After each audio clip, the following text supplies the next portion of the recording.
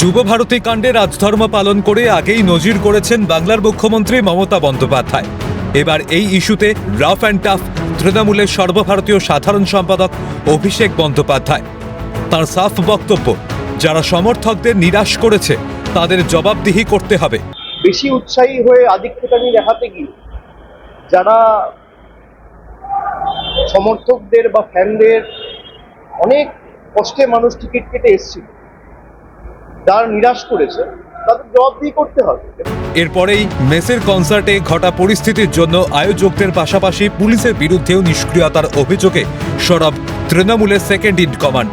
যে কারণেই হতে থাকে, উদ্যোক্তাদের একাংশের গাফিলতি বলুন বা আয়োজন যারা করেছেন তাদের যেমন গাফিলতি রয়েছে, তেমনি পুলিশ প্রশাসনের তরফ থেকেও একটা শিথিলতা, শৈথিল্য বা একটা গাফিলতি রয়েছে, তা অস্বীকার করার জায়গা নেই। তারপরেই অভিষেক জানান, কিছু মানুষের জন্য বাংলার মাথা হেট হয়েছে, তবে মমতা বন্দ্যোপাধ্যায় এই ঘটনার পর যেভাবে মেসি অনুরাগীদের কাছে ক্ষমা চেয়েছেন তা কার্যত নজিরবিহীন।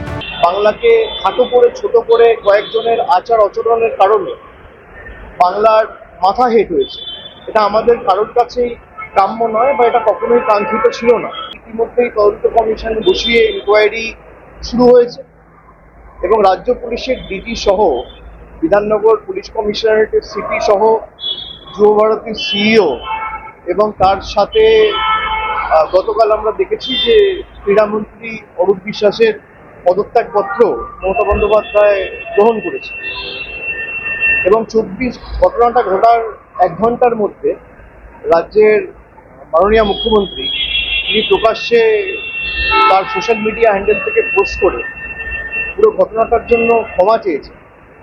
এই দৃষ্টান্ত হয়তো বা এই নতজানু হিসেবে মানুষের কাছে ক্ষমা প্রার্থনা করা, এটা ভারতবর্ষের অন্য কোথাও কোনো মুখ্যমন্ত্রী এই সৌজন্যতাটা পর্যন্ত দেখায়নি। যুব ভারতীর ঘটনায় মমতা বন্দ্যোপাধ্যায়ের প্রশংসার পাশাপাশি অন্যান্য রাজ্যের ভূমিকার কথা টেনে বিজেপিকে কটাক্ষ করেন অভিষেক। সাফ জানান, রেলে একাধিক দুর্ঘটনা ঘটেছে, কিন্তু রেলমন্ত্রী কি প্রকাশ্যে ক্ষমা চেয়েছেন? একাধিক রাজ্যে আপনারা দেখেছেন স্ট্যাম্পিডের ঘটনা ঘটে যাওয়ার পর কোনোরকম ধরপাকড় তো দূরের কথা, একটা প্রকাশ্যে এসে মানুষের উদ্দেশ্যে ক্ষমা প্রার্থনা করা বা রাজ্যের প্রশাসনিক প্রধান হিসেবে কোনো মুখ্যমন্ত্রীর ক্ষমা চাওয়ার কথা আমরা গত 40-50 বছরে, স্বাধীনতার পর থেকে গত 70 বছরে কোথাও দেখতে পাইনি। রেলের একের পর এক দুর্ঘটনা ঘটেছে, শয়ে শয়ে লোক মারা যাচ্ছে, রেলমন্ত্রীর কোথাও কোনো ক্ষমা প্রার্থনা করা আমরা কোথাও দেখতে পাই। মেসের কলকাতা সফরে ঘটা ঘটনা সরকার থেকে শাসক শিবির ভালোভাবে দেখছে না, তাই ছত্রে ছত্রে বুঝিয়েছেন অভিষেক। মেসি অনুরাগীদের আশ্বস্ত করে অভিষেক স্পষ্ট করেছেন, তদন্তে যাদের গাফিলতি প্রমাণ হবে সরকার তাদের বিরুদ্ধে ব্যবস্থা নেবে। প্রশাসনের প্রতিনিধি হোক বা যুব ভারতীর সিইও হোক বা মন্ত্রিসভার কোনো সদস্য হোক, এবং এই নিয়ে তদন্ত চলছে।